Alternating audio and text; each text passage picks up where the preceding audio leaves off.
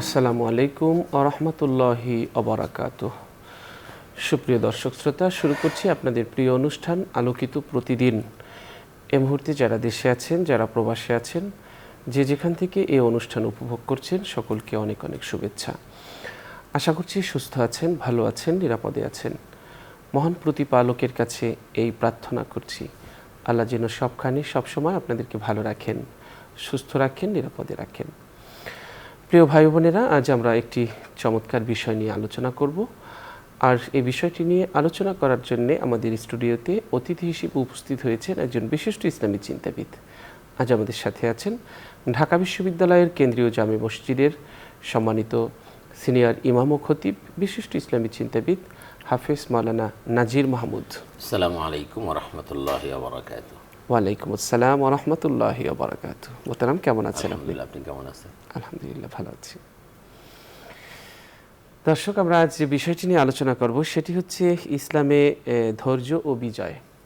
ওই বিষয়টি নিয়ে আল্লাহ তাআলা সূরা তাগাবুনের 11 নং আয়াতে বলেছেন যে আল্লাহর হুকুম ছাড়া কোনো বিপদ আসে না, আর যে আল্লাহর প্রতি ঈমান আনে তিনি তার অন্তরকে ঠিক পথের সন্ধান দেন।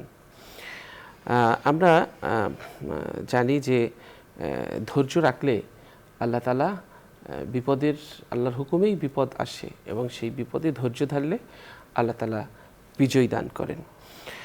পবিত্র কোরআন এবং হাদিসের ভাষ্য অনুযায়ী ধৈর্যের 3টি শাখা রয়েছে। 1, নফসকে হারাম এবং নাজায়েজ কাজের বিষয় থেকে বিরত রাখা। 2, ইবাদত এবং আনুগত্যে বাধ্য করা এবং যে কোনো বিপদ এবং সংকটে ধৈর্য ধারণ করা।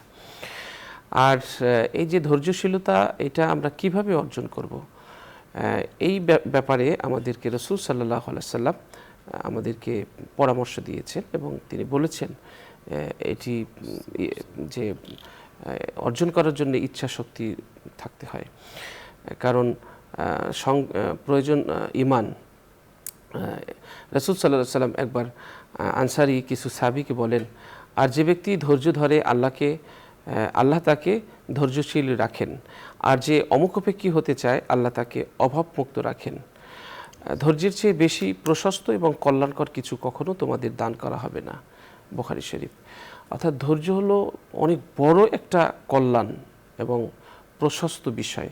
এটি আল্লাহ তাআলা ধৈর্যশীলদের জান্নাত উপহার দেওয়ার ঘোষণা দিয়েছেন। কোরআনুল কারিমে আল্লাহ তাআলা বলেছেন, যারা তাদের রবের সন্তুষ্টি লাভের উদ্দেশ্যে ধৈর্য ধারণ করে, নামাজ কায়েম করে এবং আমি তাদের যে রিজিক দান করেছি তা থেকে গোপনে ও প্রকাশ্যে ব্যয় করে এবং ভালো কাজের মাধ্যমে বন্ধকে দূর করে, তাদের জন্যই আছে আখিরাতের শুভ পরিণাম, স্থায়ী জান্নাত, যাতে তারা এবং তাদের পিতৃপুরুষরা, তাতে তাদের স্ত্রীরা এবং তাদের সন্তানদের মধ্যে যারা সৎ ছিল তারা প্রবেশ করবে। আর ফেরেশতারা প্রতিটি দরজা দিয়ে তাদের কাছে প্রবেশ করবে আর বলবে, শান্তি তোমাদের উপর, কারণ তোমরা ধৈর্য ধারণ করেছ, আর আখিরাতের এই পরিমাণ কতই না উত্তম হবে। সুবহানাল্লাহ। আবু সাঈদ খুদরি রাদিয়াল্লাহু তাআলা আনহু এবং আবু হুরায়রা রাদিয়াল্লাহু তাআলা আনহু থেকে বর্ণিত, নবী সাল্লাল্লাহু আলাইহি ওয়াসাল্লাম বলেন, মুসলিম ব্যক্তির উপর যে কষ্ট, ক্লেশ, রোগ ব্যাধি, উদ্বেগ, উৎকণ্ঠতা, দুশ্চিন্তা, কষ্ট ও পেরেশানি আসে, এমনকি যে কাঁটা তার দেহে ফুটে, এসবের মাধ্যমে আল্লাহ তার গুনাহ ক্ষমা করে দেন। বুখারী শরীফ। তো দর্শক শ্রোতা, আমরা কিভাবে ধৈর্য ধারণ করব এবং ধৈর্য ধারণ করার মাধ্যমে কিভাবে আল্লাহ আমাদেরকে সাহায্য করবেন এবং বিজয় দান করবেন, এই বিষয়টি নিয়ে আমরা আলোচনা শুনছি আমাদের আজকের অতিথির কাছ থেকে। আলহামদুলিল্লাহ নাহমাদুহু হামদাশ শাকিরিন ওয়া নু'মিনু বিহি ঈমানাল মুকিনিন ওয়া নাকুরু বিওয়াহদানিহি ইকরারাস সাদিকিন ওয়া নাশহাদু আন লা ইলাহা ইল্লাল্লাহু ওয়াহদাহু লা আলামিন ওয়াসসালাতু ওয়াসসালামু আলা সাইয়্যিদিল মুরসালিন ওয়া আলা আলিহি ওয়া আসহাবিহি আজমাইন ওয়া বা'দ। فقد قال الله تعالى في التنزيل العزيز وفرقانه القديم: أعوذ بالله من الشيطان الرجيم، بسم الله الرحمن الرحيم، إن الله مع الصابرين، وقال رسول الله صلى الله عليه وسلم: الصبر صوابه الجنة، أو كما قال عليه الصلاة والتسليم। আপনাকে আন্তরিক অভিনন্দন জানাচ্ছি, চমৎকার একটি বিষয়ের আপনি অবতারণা করেছেন। সেজন্য ধৈর্যকে, যেটা আরবিতে সবর বলা হয়, সবর, সবর এমন একটা বিষয় যেটা আমাদের জীবনের সফলতার জন্য, দুনিয়া আখিরাতের সফলতার জন্য অত্যন্ত জরুরি। আর মোমেন ব্যক্তি তো অবশ্যই ধৈর্যশীল হবে, মানে সবর অবলম্বন করবে সবসময়। রাসূল পাক সাল্লাল্লাহু আলাইহি ওয়াসাল্লাম সবচেয়ে বড় ধৈর্যশীল ছিলেন। জন্য ধৈর্যের ফল, এটা হাদিসে আসছে, বুখারী শরীফের হাদিস, যে ধৈর্যের ফল সবসময় মিষ্টি হয়। ধৈর্য ধারণ করা এটা আমাদের জন্য অত্যন্ত জরুরি একটি বিষয়। আপনি যেমনটি বলছিলেন, ধৈর্য আসলে 3 প্রকার। আমরা শুধু মনে করি বিপদ আপদ মুসিবতে সবর অবলম্বন করাই বুঝে সবর, না। সবর আরও 2 প্রকার আছে। বিপদ আপদ মুসিবতে তো সবর অবলম্বন করতেই হবে, এর আরও 2টি বিষয় রয়েছে। যেমন বলা হয় আসসাবরু ফিল মুসিবা, অর্থাৎ বিপদ আপদ মুসিবতে ধৈর্য ধারণ করা। আসসাবরু আনিল মাসিয়া, গুনাহ থেকে বেঁচে থাকার জন্য ধৈর্য ধারণ করা। আর সবর ইলাল ইতাআহ, আর একটা হলো আল্লাহর আনুগত্যর ব্যাপারে সবর অবলম্বন করা। এই 3টি শাখা আমরা যদি আলোচনা করি, 3টি শাখা নিয়ে, সেটা হলো যে এক হলো মুসিবত, বিপদ আপদ মুসিবতে ধৈর্য ধারণ করা। এটা মুসিবত অনেক সময় আসে, এক হলো ব্যক্তিগতভাবে যেটা আসে, এটা হলো আপনাকে পরীক্ষা করার জন্য। আল্লাহ বলছেন ওয়ালানাবলুওয়ান্নাকুম বিশাইইম মিনাল খাউফি ওয়াল জুই ওয়া নাকসিম মিনাল আমওয়ালি ওয়াল আনফুসি ওয়াস সামারাত ওয়া বাশশিরিস সাবিরিন। আল্লাহ বলছেন আমি তাদেরকে পরীক্ষা করব, তাদের মালের নোকসান হবে, মালের ক্ষতি হবে, ফল ফসলের ক্ষতি হবে, তাদের জানের ক্ষতি হবে, হ্যাঁ, অনেকে মারা যাবে। এই যে পরীক্ষা, আল্লাহ বলছেন এই পরীক্ষা যারা ধৈর্য ধারণ করবে, আল্লাহ বলছেন অবাশশিরিস সাবিরিন, এইসব ধৈর্যশীলদেরকে আপনি, হে রাসূল, আপনি তাদেরকে সুসংবাদ দিন। এই সুসংবাদ হলো জান্নাতের সুসংবাদ। সুতরাং আমরা ধৈর্য ধারণ করব, যেভাবে আল্লাহ পাক বলছেন এইসব ক্ষতি আসবে।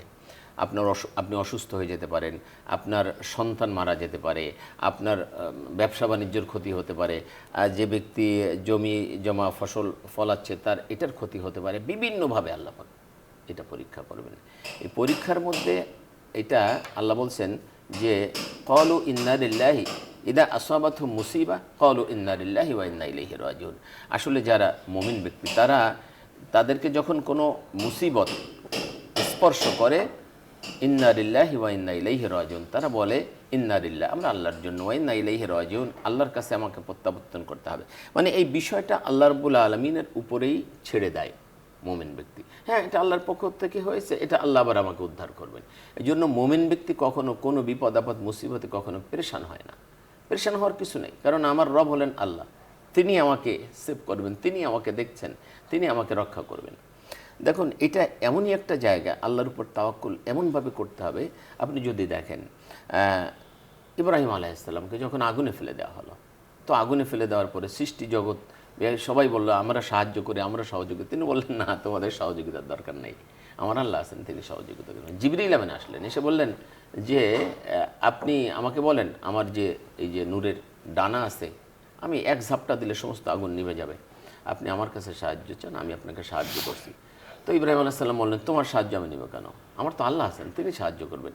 আল্লাহ থাকতে আমি তোমার সাহায্য কেন নিব? আল্লাহু আকবার। মানে তাওয়াক্কুলটা কোথায়, ঈমানটা তার কোথায়? তিনি বলছেন যে আমার তো আল্লাহ আছেন, আমি আল্লাহ থাকতে তোমার সাহায্য কেন নিব?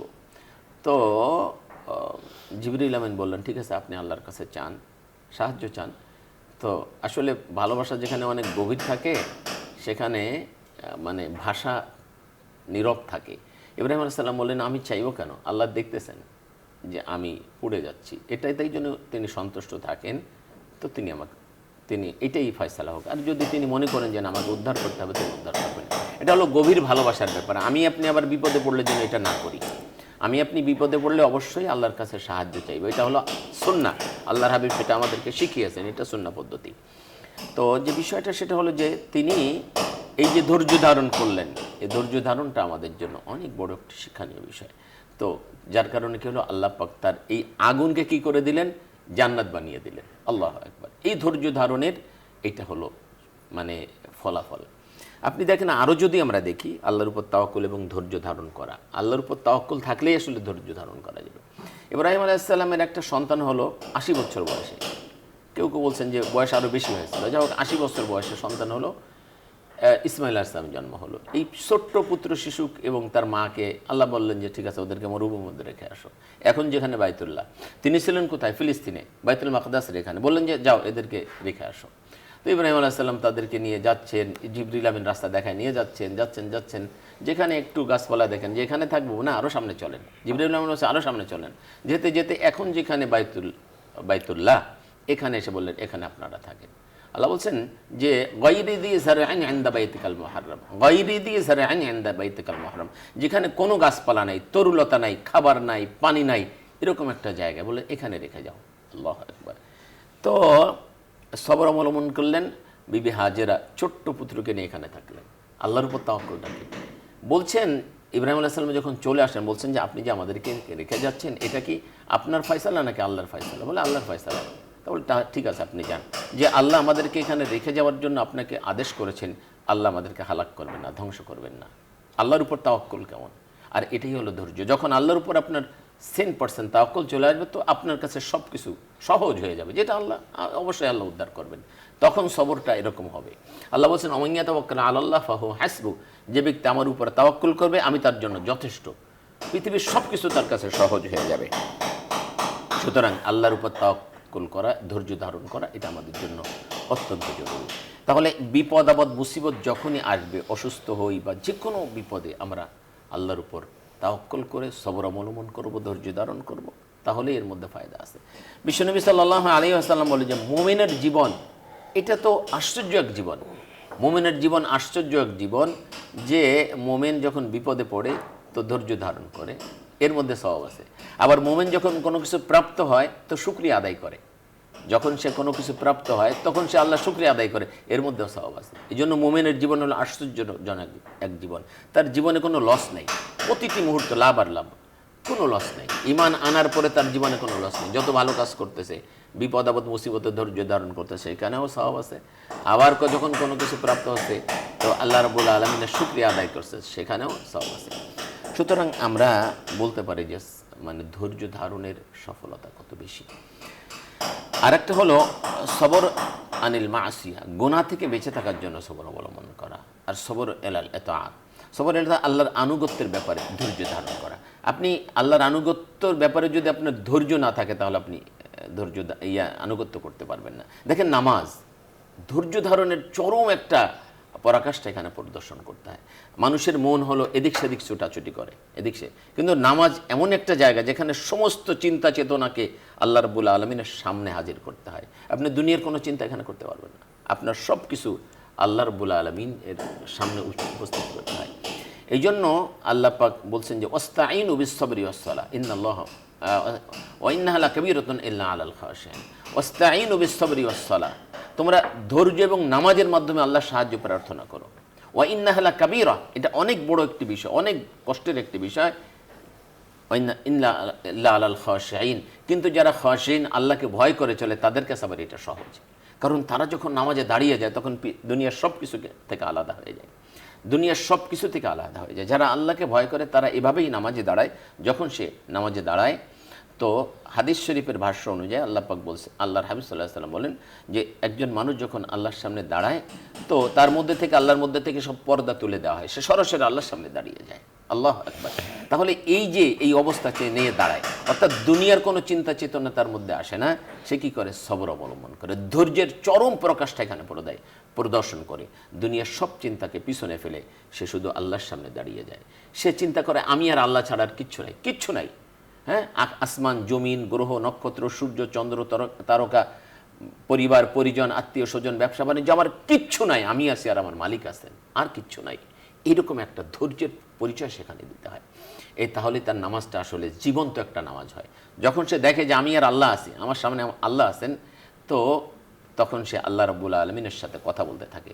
হাদিস শরীফে রাসূল পাক সাল্লাল্লাহু আলাইহি ওয়াসাল্লাম বলছেন মুসল্লি ইউনাজি রব্বা, মুসল্লি আল্লাহর সাথে কথা বলে, মুসল্লি ইউনাজি রব্বা, সে তার রবের সাথে গোপনে কথা বলে নামাজের মাধ্যমে। আল্লাহু আকবার। যখন সে সিজদা দেয়, আল্লাহর হাবিব বলেছেন যে একজন মানুষ যখন আকরাবু মা ইয়াকুনুল আবদু মির রাব্বিহি ওয়া হুয়া সাজিদুন ফাআকতারুদ দুআ, মুসলিম শরীফের হাদিস। বিশ্বনবী সাল্লাল্লাহু আলাইহি ওয়াসাল্লাম বলেন মানুষ আল্লাহর সবচেয়ে নিকটে চলে যায় যখন সে সিজদা দেয়। তো একজন মানুষ চরম ধৈর্য, আল্লাহকে হাজির নাজির জেনে সে সিজদা দিচ্ছে, যে একজন মানুষ যখন জমিনে সিজদা দেয় তো আসলে সত্যিকারের যারা নামাজ পড়ে তারা চিন্তা করে যে আমি জমিনে না, আমি আল্লাহর কুদরতি পায়ের উপর সিজদাটা দিলাম। এই যে যে একটা ধৈর্যের চরম পরিচয় এখানে দিতে হয়। আপনি দেখেন 16, 17, 18 ঘন্টা বা 14 ঘন্টা রোজা রাখতে হয়, না খেয়ে থাকতে হয়, কিচ্ছু খেতে পারবে না, পানাহার সব থেকে তাকে মুক্ত থাকতে হয়। এটা চরম ধৈর্যশীল না হলে এটা করতে পারে না। এই জন্য সবর এলাল এত আপনি হজে যান, কি প্রচণ্ড কষ্ট মনে করেন, বিশেষ করে 5 দিন। এই যে এবছর যে প্রচণ্ড গরম ছিল, গরমের মধ্যে অনেক মানুষ মারাও গেছে আমরা জানি। তো এই যে চরম ধৈর্যের পরিচয় না দিলে কিন্তু এটা করতে পারবে না। ঠিক একইভাবে সবর এলাল এত প্রত্যেকটা আনুগত্য, আল্লাহর প্রত্যেকটা ইবাদতের ব্যাপারে তার মধ্যে ধৈর্য থাকতে হবে, তাই না হলে সে আসলে আনুগত্য করতে পারবে না, সে ইবাদত করতে পারবে না। আর একটা হলো সবর আনিল মাসিয়া, এটা আরও কঠিন একটা ব্যাপার, যে গোনা থেকে বেঁচে থাকার জন্য সবর অবলম্বন করা, গোনা থেকে বেঁচে থাকা, যে কোনো গোনা থেকে বেঁচে থাকা, এটা চরম ধৈর্যের পরিচয় না দিলে আপনি পারবেন না। আমি বলবো যে যারা এখন মনে করেন, বিশেষ করে যুবক ভাইদেরকে বলবো, তোমার হাতে স্মার্টফোন আছে, তুমি আসলে আল্লাহকে কতটা ভয় করো, তুমি কতটা ধৈর্যশীল। যখন তুমি খুব একা হও, তুমি মোবাইলে কি দেখছো, তোমার পরিচয় পাওয়া যাবে যে আসলে তুমি কতটা ধৈর্যশীল, আসলে তুমি আল্লাহকে কতটা ভয় করে চলছো। একজন মানুষ আল্লাহকে কতটা ভয় করে চলে, এটা পরিচয় পাওয়া যায় যখন সে একাকী হয়ে যায়, একদম কেউ দেখে না পৃথিবীর কেউ যখন দেখে না, তখন তোমার অবস্থাটা কি, তোমার তাকওয়া, তোমার আল্লাহ ভীতির অবস্থা কিন্তু এইটা। তুমি যদি দুনিয়ার মানুষের সামনে তুমি আল্লাহ ভীতি, আল্লাহর ভয় দেখাচ্ছ, কিন্তু আড়ালে গেলে তুমি আল্লাহ রাব্বুল আলামিনের আদেশকে ভায়োলেট করছো, তাহলে বুঝতে হবে যে পরিপূর্ণ তাকওয়া এখনও তোমার মধ্যে আসে নাই। তাহলে সবর আনিল মাসিয়া, গোনা থেকে বেঁচে থাকার জন্য আল্লাহকে ভয় করা। মনে করেন একজন বড় অফিসার, সচিব পর্যায়ের একজন লোক, জয়েন্ট সেক্রেটারি বা সেক্রেটারি, তার কাছে একটা ব্রিফকেস চলে আসলো, 5 কোটি টাকা, একটা অবৈধ সই করতে হবে, 10 কোটি টাকা, একটা শুধু সই করতে হবে, সমস্ত দরজা ফাঁকি দিয়ে তার কাছে চলে এসেছে। এখন যদি সে একটা সই করে দেয়, কেউ দেখবে না, এটা কেউ দেখবে না। 10 কোটি টাকা এখন তার, ব্রিফকেস ভর্তি 10 কোটি টাকা এখন তার হয়ে যাবে, একটা সই করতে হবে। তো এই লোকটার মধ্যে যদি চরম ধৈর্য না থাকে, তাহলে এই গুনাহ থেকে সে বাঁচতে পারবে না। এখানে চরম ধৈর্যের পরিচয় দিতে হবে, আল্লাহকে ভয় করতে হবে, পরকালে আল্লাহর কাছে হিসাব দিতে হবে। এই অনুভূতিটা যখন তার মধ্যে আসবে, এই 10 কোটি, 20 কোটি, 10,000 কোটি সে আর নিবে না। না, এই চরম ধৈর্যের পরিচয় দিতে হবে। এই জন্য সবর আনিল মাসিয়া, গোনা থেকে বেঁচে থাকার এই যে সবর অবলম্বন করা। আপনার সামনে বা মানুষের সামনে এই যে রঙ্গ মঞ্চ আছে, সেখানে অনেক তামাশা করার, অনেক কিছু উপভোগ করার, এনজয় করার মতো অনেক সুযোগ তার আছে, কিন্তু সে শুধুমাত্র ধৈর্য ধারণ করছে, আল্লাহ রাব্বুল আলামিনের ভয়কে সামনে রেখে সে নিজেকে কন্ট্রোল করছে চরমভাবে, যে না, এটা হতে পারে না, সবাই সেদিকে ভেসে যেতে পারে, স্রোতের টানে সব মানুষ ভেসে যেতে পারে, আমি যেতে পারি না। এই জন্য সে নিজেকে শক্ত করে পিলারের মতো দাঁড়িয়ে আছে, যে না, আমি স্রোতে গা ভাসায় দিতে পারি না, আমি তো আল্লাহর বান্দা, আল্লাহর কাছে আমাকে হিসাব দিতে হবে। এই যে চরম ধৈর্যের পরিচয় দেওয়া, এটা অনেক কঠিন একটা ব্যাপার, সব ব্যাপারে। এই জন্য ধৈর্যকে আমরা ধৈর্যকে আপনি দেখেন, আল্লাহ রাব্বুল আলামিন কোরআনুল কারীমের মধ্যে বলছেন ওয়াল আসরি, এই ছোট্ট একটা সূরা যদি আমরা দেখি, ওয়াল আসরি ইন্নাল ইনসানা লাফি খুসর। এই সূরার ব্যাপারে আমি একটা কথা বলে রাখি, ইমাম ফখরুদ্দিন রাজি রহমতুল্লাহ আলাইহি, উনি তাফসিরের কাবির লিখতে গেলেন, তাফসির লেখা প্রায় শেষ। এই সূরার তাফসির যখন উনি লিখতে আসলেন, প্রথম থেকে শুরু করছেন, সূরা ফাতিহা থেকে সূরা বাকারা সব লেখা শেষ হয়েছে। এখানে আসার পর ওনার কলম থেমে গেছে, যে ওয়াল আসর ইন্নাল ইনসানা লাফি খুসর, আল্লাহ পাক সময়ের কসম কেন করলেন? তো উনি চিন্তা করতেছেন কেন ওই বিকেলবেলা বাজারে গেলেন, দেখেন যে এক বরফওয়ালা বরফ বিক্রি করতেছে, আর বলতেছে, ভাই তোমরা শিগগির আমার বরফগুলো কিনে নাও, আমার বরফ শেষ হয়ে গেল, বরফ শেষ হয়ে গেলে আমার মূলধন শেষ হয়ে যাবে, ব্যবসা তো হবেই না, মূলধন শেষ হয়ে যাবে। তখন ওনার মাথায় ঢুকলো, এই তো কেন আল্লাহ সময়ের কসম করছেন? উনি বললেন, আমি তাফসির পেয়ে গেছি, মানে সময়ের সাথে সব কিছু সম্পৃক্ত। সময় চলে যাচ্ছে তোমার জীবন থেকে, সময়গুলো কিন্তু চলে যাচ্ছে, তুমি সেটাকে কতটা মূল্যায়ন করছো, এটা হলো এই জন্য আল্লাহ সময়ের কসম করছেন। ওয়াল আসরি, দুনিয়ার সমস্ত ভালো কাজ বলেন, মন্দ কাজ বলেন, আপনার সব কিছু সময়ের সাথে সম্পৃক্ত। এই জন্য আল্লাহ পাক সময়ের কসম করে বলছেন ওয়াল আসরি ইন্নাল ইনসানা লাফি খুসর, সমস্ত মানুষ ধ্বংসের মধ্যে নিমজ্জিত, ধ্বংসের, ইল্লাল্লাযীনা আমানু ওয়া আমিলুস সালিহাতি ওয়া তাওয়াসাউ বিল হাক্কি ওয়া তাওয়াসাউ বিস সাবর। এখানে 4টা বৈশিষ্ট্য বলেছেন, এই 4টা বৈশিষ্ট্য যার মধ্যে থাকবে, এই মানুষটা শুধু এই মহাধ্বংস থেকে, জাহান্নাম থেকে বাঁচতে পারবে, আদারওয়াইজ সব মানুষ জাহান্নামে যাবে। 4টা বৈশিষ্ট্যের মধ্যে প্রথম হলো যারা ঈমান এনেছে আল্লাহর উপরে, আল্লাহ এবং সে যে যুগে ছিল ওই যুগে যে রসুল পাঠিয়েছেন ওই রসুলের উপর ঈমান আনতে হবে। ইল্লাল্লাযীনা আমানু ওয়া আমিলুস সালিহাত, আর সৎ আমল করতে হবে। সৎ আমল কোনটা আমি সংক্ষেপে বলি। সৎ আমল হলো আল্লাহ পাক যেটা আদেশ করছেন সেটা করা, যেটা নিষেধ করছেন তার থেকে বিরত থাকা, এটার নাম হলো সৎ আমল। শুধু ভালো কাজ করার নাম সৎ আমল না। আপনি ভালো কাজ করলেন আবার খারাপ কাজও করলেন, এটা সৎ আমল হলো না। সৎ আমল হলো আল্লাহ যেটা আদেশ করছেন সেটা করতে হবে, যা নিষেধ করছেন তার থেকে বিরত। নামাজও পড়ছে, ঘুষ খাচ্ছে, রোজা রাখতেছে, সুদ খাচ্ছে, তাহলে তো সৎ কাজ হলো না। এই খারাপ কাজগুলো থেকেও তাকে বিরত থাকতে হবে। তাহলে ওয়ামিলুস সালিহাত ওয়া তাওয়াসাউ বিল হাক্কি, আর যে হক তুমি বুঝেছো, যে হকের উপরে তুমি ঈমান এনেছো, যেটা তুমি অনুশীলন করছো, এটা মানুষকে দাওয়াত পৌঁছাতে হবে যতদূর তোমার এরিয়া আছে। তোমার নিজের পরিবার, আত্মীয় স্বজন সবার মধ্যে সে দাওয়াত পৌঁছাতে হবে, তোমার প্রতিবেশী, তোমার বন্ধু বান্ধব সবার মধ্যে দাওয়াতটা পৌঁছাতে হবে। ওয়া তাওয়াসাউ বিস সাবরি, আর এটা যখন তুমি করতে যাবে তোমার উপর অনেক বিপদ আপদ মুসিবত আসবে। মানুষ তোমাকে মোল্লা বলবে, মানুষ তোমাকে মানে বিভিন্ন টিকা টিপ্পণী করবে, তোমাকে বিভিন্ন মুসিবতের মধ্যে ফেলে দেবে, বিভিন্ন ধরনের উপহাস করবে, করতেই পারে। কিন্তু আল্লাহ রাব্বুল আলামিন বলছেন এই চারটা বৈশিষ্ট্য যদি তোমার মধ্যে না থাকে তুমি মহাধ্বংস জাহান্নামে নিক্ষিপ্ত হবে। এই জন্য সবর অবলম্বন করাই এই ক্ষেত্রে, তখন সবর অবলম্বন করো। আর সবরের এইটা হলো মূল বৈশিষ্ট্য, যে সবর কি কি? এক হলো বিপদ আপদ মুসিবতে সবর অবলম্বন করতে হবে, এক হলো আল্লাহর আনুগত্যের ব্যাপারে সবর অবলম্বন করতে হবে, আর এক হলো নিষিদ্ধ কাজ থেকে বিরত থাকার জন্য সবর অবলম্বন করতে হবে। এটা যখনই করবেন তখন এই চারটা, অর্থাৎ এই চারটা বৈশিষ্ট্য যখন আপনার মধ্যে আসবে, আল্লাহ বলছেন এদেরকে আমি মূলত জাহান্নাম থেকে রক্ষা করবো। সুতরাং সবর অবলম্বন করাটা এটা আমাদের জন্য অত্যন্ত বড় একটি বিষয়। দ্বিতীয় আরেকটি বিষয় যে আপনি বলেছেন বিজয়, বিজয় তো এটা আমাদের জন্য বড় একটি বিষয়, ভিক্টর যেটা আমরা বলি, এটা অনেক বড় একটি বিষয়। দেখুন, মানুষ জন্মগতভাবেই স্বাধীন, জন্মগতভাবে আল্লাহ পাক এটা আমাদেরকে বড় একটা নিয়ামত দান করেছেন, সেটা হলো স্বাধীন চিন্তা চেতনায়, কাজে কর্মে সে স্বাধীন। কিন্তু একটা বিষয় আছে যে স্বাধীন কতটুকু? স্বাধীন হলো সে আল্লাহর গোলাম, কিন্তু আবার স্বাধীনতা মানে এটা নেই বলগাহীন পাগলের মতো তুমি, বলগাহীন ঘোড়ার মতো তুমি ছুটে চলবে, যা ইচ্ছা তাই করবে, এটা নয়। মানুষ কি আসলে স্বাধীন না? এমনি আমাদের যে স্বাধীনতা আমরা যেটা দেখি, দেশের স্বাধীনতা, এটা একটা আল্লাহ পাকের পক্ষ থেকে বড় একটা নিয়ামত, এটা একটা বিজয়। বিজয় যদি আমরা দেখি, আমাদের দেশ স্বাধীনতা লাভ করেছে। আমরা জানি যে 26শে মার্চ হলো স্বাধীনতা দিবস, আর 16ই ডিসেম্বর হলো বিজয় দিবস। পাকিস্তানিরা আমাদের উপরে যে মানে বৈষম্যমূলক আচরণ করছিল, বৈষম্য, সেই বৈষম্য থেকে পরিত্রাণ পাওয়ার জন্য আমরা কি করেছিলাম? লড়াই করেছিলাম। এই লড়াইয়ে বহু মানুষ শহীদ হয়েছেন, বহু মানুষ মানে ধন সম্পদ হারিয়েছেন, ইজ্জত হারিয়েছেন। তো এই তাদের রক্তের বিনিময়ে, তাদের এই ত্যাগের বিনিময়ে, তাদের শাহাদাতের বিনিময়ে আল্লাহ পাক আমাদেরকে একটা বিজয় দান করেছেন। এই বিজয় যখন আমরা পাবো, এই বিজয় নিয়ে আমাদেরকে থেকে, বিজয় কিন্তু আল্লাহর পক্ষ থেকে আসে। আপনি জানেন কোরআনুল কারিমের 2টা সূরা আছে। এই 2টা সূরা, একটা সূরার নামই হচ্ছে সূরা ফাতাহ, সূরাতুল ফাতাহ। ফাতাহ মানে হলো বিজয়। এখানে আল্লাহ রাব্বুল আলামিন মক্কা বিজয় এবং এইগুলো নিয়ে আলোচনা করেছেন। মক্কা বিজয়, হুদায়বিয়ার সন্ধি, এই বিষয়গুলো নিয়ে আলোচনা করেছেন। মূলত এই হুদায়বিয়ার সন্ধির পর থেকেই ইসলামের মহাবিজয় শুরু হয়ে যায় এবং পরবর্তীতে মক্কা বিজয় হলো। এটাকে আল্লাহ পাক এই নামেই সূরা অবতীর্ণ করেছেন। অতঃপর কোরআনুল কারীমের একেবারে শেষ দিকে আমরা জানি সূরা নাসর, যেটা এখানে আল্লাহ পাক আলোচনা করেছেন বিজয় নিয়ে, এবং বিজয়ের পরে আমাদের কি করণীয় সেইগুলো নিয়ে আলোচনা করেছেন। আল্লাহু আকবার। বিজয় যদি আমাদের ব্যক্তিগত জীবনে আসতে পারে, সেটা ছোট হতে পারে, বড় হতে পারে। আপনি একটা কাজ করছেন, সেখানে সফলতা আসছে, এটা একটা বিজয়। আপনি একটা পরীক্ষা দিয়েছিলেন, সেখানে পাশ করেছেন, এটা একটা বিজয়। আপনার পারিবারিকভাবে হতে পারে, রাষ্ট্রীয়ভাবে সেটা হতে পারে। যেমন আমরা 1971 সালে আমরা বিজয় অর্জন করেছি, তাই না? তো এই বিজয় যখন আপনি পাবেন তখন কি করতে হবে? এখানে 4টি কাজ রয়েছে, ভালো করে বুঝতে হবে। আল্লাহ বলছেন ইযা জাআ নাসরুল্লাহি ওয়াল ফাতহ, যখন আল্লাহর পক্ষ থেকে সাহায্য আসবে তখন তুমি বিজয় লাভ করবে। তাহলে প্রথমেই আপনাকে কি করতে হবে? যে এই বিজয়টা যে এসেছে, এই বিজয়টা যে আপনার ব্যক্তিগত জীবন বলেন, পারিবারিক জীবন, সামাজিক জীবন, রাষ্ট্রীয় জীবন, যে কোনো বিজয়, এটা আগে আল্লাহর দিকে নিসবত করে দিতে হবে, সম্পৃক্ত করে দিতে হবে যে আল্লাহর পক্ষ থেকে নুসরত এসেছে, সাহায্য এসেছে, তাই আমি বিজয় লাভ করেছি। আমি আমার কৃতিত্ব এখানে বড় নয়, হ্যাঁ আমার সাধনা ছিল, চেষ্টা ছিল, তাই আল্লাহ আমাকে বিজয় দান করেছেন।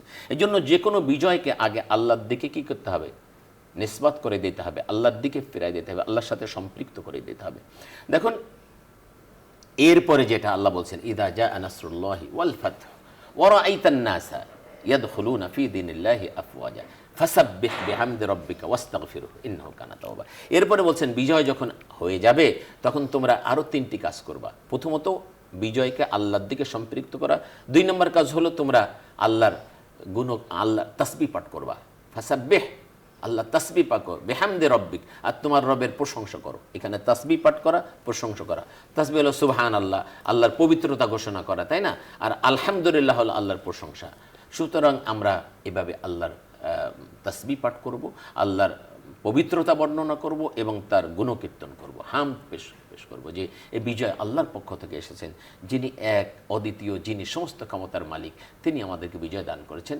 তাসবিহ পাঠ করা, হামদ পাঠ করা। একটা হলো ইস্তেগফার করা, ইস্তেগফার, বেশি বেশি তওবা করা, বেশি বেশি আল্লাহর কাছে ক্ষমা প্রার্থনা করা। কারণ এই বিজয় অর্জন করতে যে আমরা যে চেষ্টা করেছি, এই চেষ্টার মধ্যে হয়তো আমাদের কোনো ত্রুটি থাকতে পারে, হ্যাঁ, হতে পারে আমার দ্বারা কোনো অন্যায় হয়ে গিয়েছে। এই বিজয় অর্জন করতে যে আমি কিছু বাড়াবাড়ি হয়তো করে ফেলেছি, এই জন্য হতে পারে এরকম। এই জন্য আল্লাহর কাছে ক্ষমা প্রার্থনা করা। এই জন্য আল্লাহ পাক বলছেন এই 4টি কাজ তোমরা করবে। আল্লাহর পক্ষ থেকে বিজয় আসবে, আর বিজয় আসার পরে তোমরা আল্লাহর গুণকীর্তন করবে, আল্লাহর তাসবিহ পাঠ করবে, আল্লাহর প্রশংসা করবে, আর নিজের ইস্তেগফার করবে। ইস্তেগফার করবে এই জন্য যে তোমার মধ্যে যেন অহংকার চলে না আসে যে আমি করেছি, আমি সব, এরকম যেন না আসে। তোমরা ইস্তেগফার পাঠ করবে বেশি বেশি। মুসা আলাইহিস সালাম কি করলেন দেখেন বিজয়ের পরে। আমরা যদি মুসা আলাইহিস সালাম, অনেক ঘটনা আছে, আমি শুধু 2টা ঘটনা বলার সুযোগ পাবো কিনা জানি না। ফিরাউনের নাগপাশ থেকে যখন মুসা আলাইহিস সালাম তার জাতি নিয়ে পরিত্রাণ পেলেন, ওপারে যে তিনি কি করলেন, তিহি ময়দানে ছিলেন।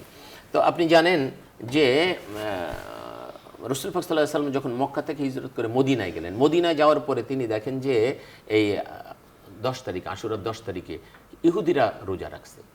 ইবনে আব্বাস রাদিয়াল্লাহু আনহু থেকে বর্ণিত হাদিস, এবং হাদিসটি বুখারী এবং মুসলিমে উল্লেখ করা হয়েছে। তো আল্লাহর হাবিব সাল্লাল্লাহু আলাইহি ওয়াসাল্লাম ইহুদিদেরকে জিজ্ঞাসা করলেন, তোমরা এই দিনে রোজা রাখছো কেন, ঘটনা কি? তা বলে যে এই দিনে মুসা আলাইহিস সালাম এবং তার কওমকে আল্লাহ পাক বিজয় দান করেছিলেন। ফিরাউনের নাগপাশ থেকে মুক্ত করে আল্লাহ পাক তাদেরকে বিজয় দান করেছিলেন। এই জন্য মুসা আলাইহিস সালাম শুকরিয়াতান, আল্লাহ শুকরিয়া জ্ঞাপন করার জন্য এই দিনে রোজা রাখতেন, আর আমরাও সেজন্য এই দিনে রোজা রাখি। ফিরাউনকে আল্লাহ পাক পানিতে ডুবিয়ে মেরেছিলেন, আর মুসা আলাইহিস সালাম তার কওমকে আল্লাহ পাক বিজয় দান করেছিলেন। এই শুকরিয়াতান আমরা কি করি, আমরা রোজা রাখি। মুসা আলাইহিস সালাম রোজা রাখতেন, আমরা রোজা রাখি। আল্লাহ রাসূল সাল্লাল্লাহু আলাইহি ওয়াসাল্লাম বললেন, আমি তো মুসার সবচেয়ে বেশি নিকটে, তোমাদের চেয়েও নিকটে, সুতরাং আমিও দিনে রোজা রাখবো। আল্লাহু আকবার।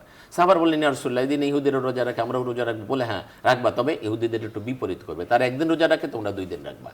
10 তারিখেও রাখবা, 9 তারিখে রাখবা, অথবা 10 তারিখে রাখবা, 11 তারিখে। আমি ওই আলোচনায় যাচ্ছি না। বিজয় হলে কি করতে হয়? বিশ্বনবী সাল্লাল্লাহু আলাইহি ওয়াসাল্লাম যখন মক্কা বিজয় করলেন, তখন তিনি কি করেছিলেন আপনি জানেন। বিশ্বনবী সাল্লাল্লাহু আলাইহি ওয়াসাল্লাম মক্কা বিজয়ের পরে মক্কায় তিনি যখন প্রবেশ করেন, উটের পিঠে এত মাথা নিচু করে তিনি প্রবেশ করেছিলেন যে উটের যে চুট আছে না, চুট, এর মধ্যে প্রায় তার মাথা লেগে যাচ্ছিল। এত বিনয়ের সাথে আল্লাহ রাব্বুল আলামিনের দরবারে এত বিনয় চিত্তে তিনি মক্কায় প্রবেশ করলেন। তিনি একদম বুক ফুলাইয়া অহমিকা করে, অহংকার করে মক্কায় প্রবেশ করেন নাই যে আল্লাহ পাক আমাকে বিজয় দান করেছে। সে আল্লাহর কাছে নত হয়ে, নত শিরে তিনি মক্কায় প্রবেশ করলেন। আল্লাহু আকবার। আর এরপরে তিনি কি করলেন, সাধারণ ক্ষমা ঘোষণা করে দিলেন। যারা ছিল সবাইকে সাধারণ ক্ষমা করে দিলেন, যে আজকে যারা হারামের মধ্যে আশ্রয় নেবে তারা নিরাপদ, আজকের যারা আবু সুফিয়ানের ঘরে আশ্রয় নেবে তারা নিরাপদ, আজকে যারা প্রত্যেকের নিজ নিজ ঘরে অবস্থান করবে তারা নিরাপদ। সবাইকে তিনি সাধারণ ক্ষমা করে দিলেন। বিজয় হয়ে গেল বিনা রক্তপাতে। আজও পৃথিবীর ইতিহাসে এটা একটা বিস্ময়কর, বিনা রক্তপাতে একটা বিজয় এখানে এসেছিল স্বাধীনতায়।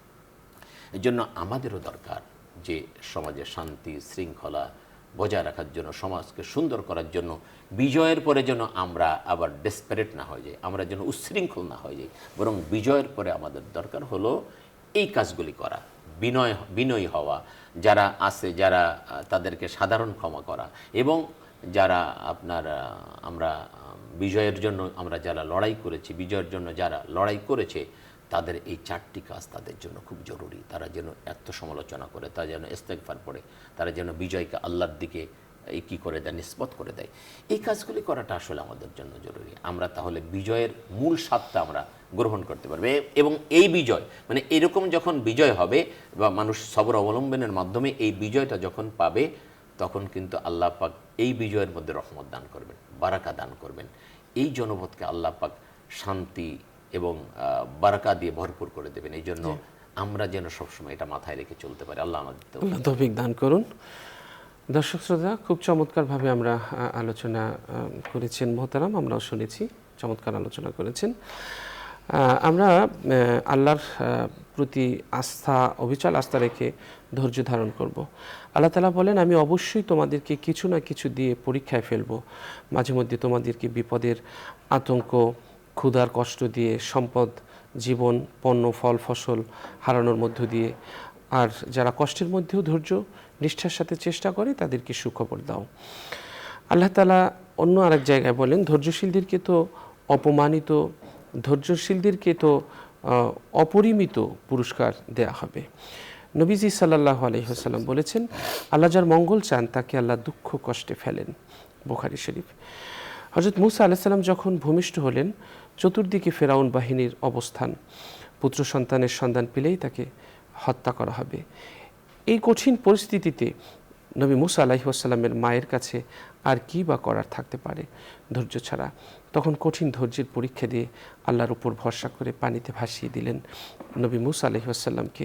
কিন্তু ফলাফল হলো আরেকটি, সেই সন্তানকে শুধু মহান আল্লাহ রক্ষাই করলেন না, ফেরাউনের মাধ্যমে তার মায়ের কাছেই রাজকীয়ভাবে লালিত পালিত হওয়ার সৌভাগ্য দান করলেন।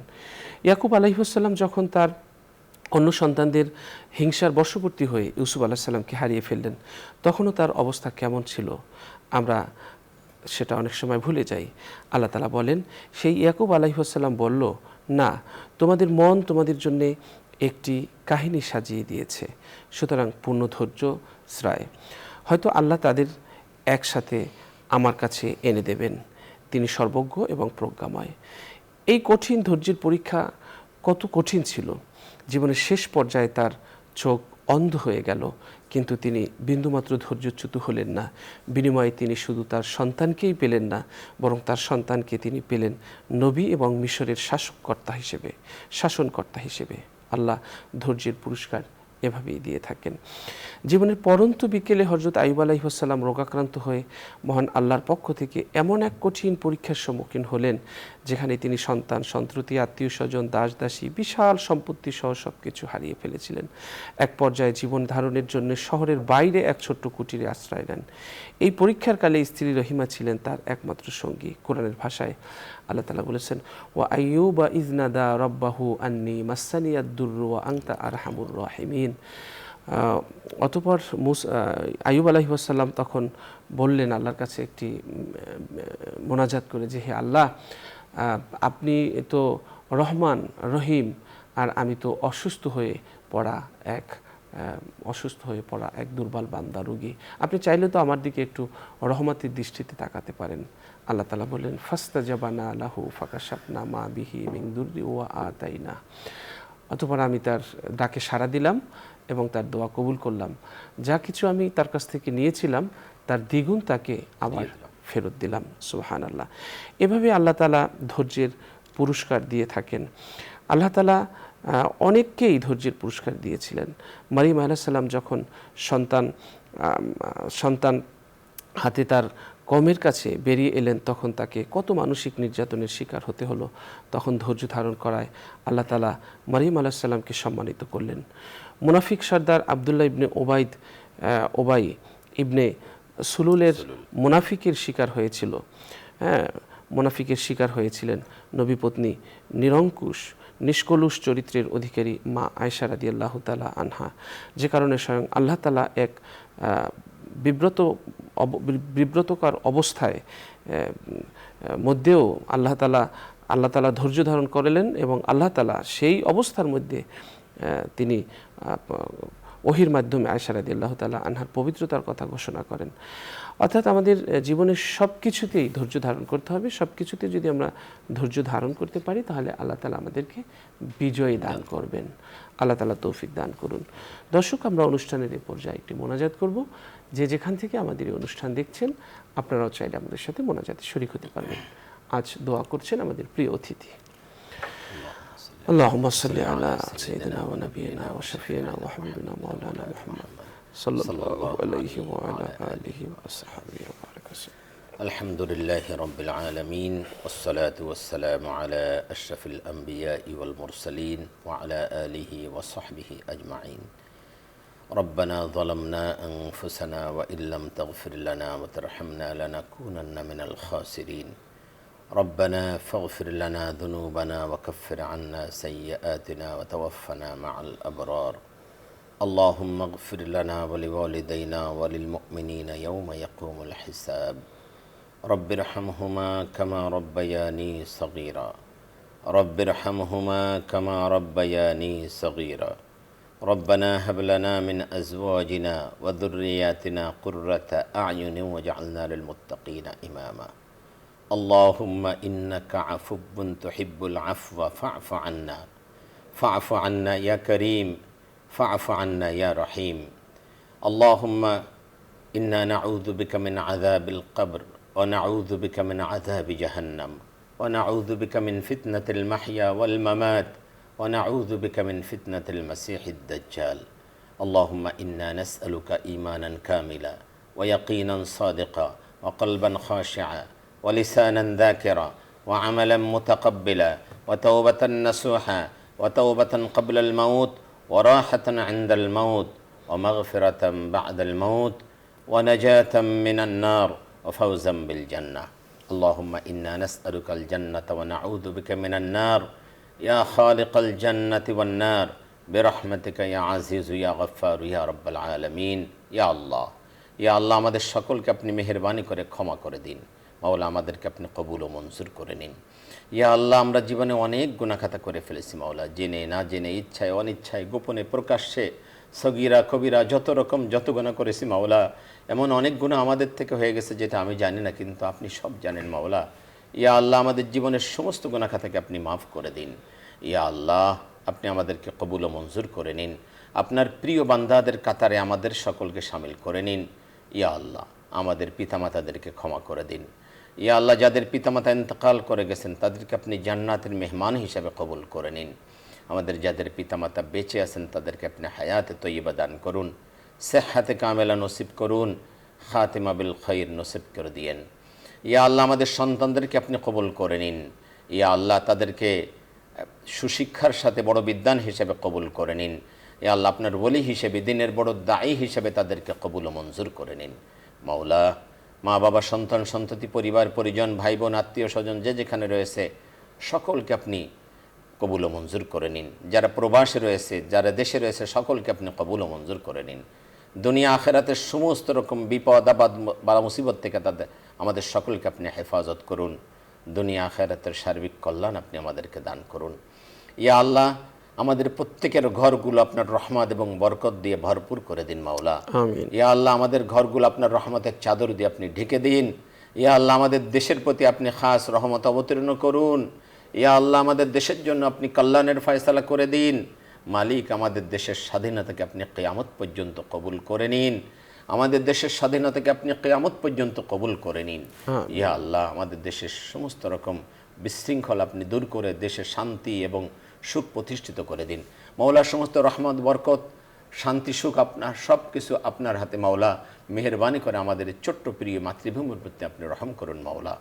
ইয়া আল্লাহ ফরিয়াদ আপনার দরবারে এই অনুষ্ঠানের পৃষ্ঠপোষক মাওলা বসুন্ধরা গ্রুপের চেয়ারম্যান সাহেব মাওলা তাকে আপনি হায়াতে তৈয়বা দান করুন ইয়া আল্লাহ তাকে আপনি সেহাতে কামেলা নসিব করুন ইয়া আল্লাহ তার পরিবার পরিজনের প্রতি আপনি খাস রহমত অবতীর্ণ করুন ইয়া আল্লাহ তার যে প্রতিষ্ঠানগুলো রয়েছে সেগুলোকে আপনি দুনিয়ার সমস্ত রকম বিপদ আপদ মুসিবত থেকে হেফাজত করুন মাওলা ইয়া আল্লাহ তিনি যেমন দেশ ও জাতির কল্যাণের জন্য অনেক ভূমিকা রেখেছেন অনেক খেদমত করে যাচ্ছেন মাওলা আরও বেশি খেদমত করার তৌফিক দান করে দিন ইয়া আল্লাহ ফরিয়াদ আপনার দরবারে আমাদের প্রত্যেকের নেক মাকাসিদ আপনি পূর্ণ করে দিন আমাদের জায়েজ হাজতগুলো আপনি গায়েব থেকে পূর্ণ করে দিন ইয়া আল্লাহ আমাদের মধ্যে আমাদের পরিবার বর্গ আত্মীয় স্বজনের মধ্যে যারা অসুস্থ রয়েছে মাওলা ইয়া আল্লাহ তাদেরকে আপনি পরিপূর্ণ সুস্থতা দান করে দিন ইয়া আল্লাহ আমাদের আত্মীয় না এরকম অনেক মানুষ কিন্তু হাসপাতালের বেডে মাওলা অসুস্থ অবস্থায় শুয়ে আছে কাতরাচ্ছে কি আপনাকে ডাকছে কেউ হয়তো ডাকতেও পারছে না মাওলা ইয়া আল্লাহ সমস্ত মানুষকে আপনি সুস্থ করে দিন মাওলা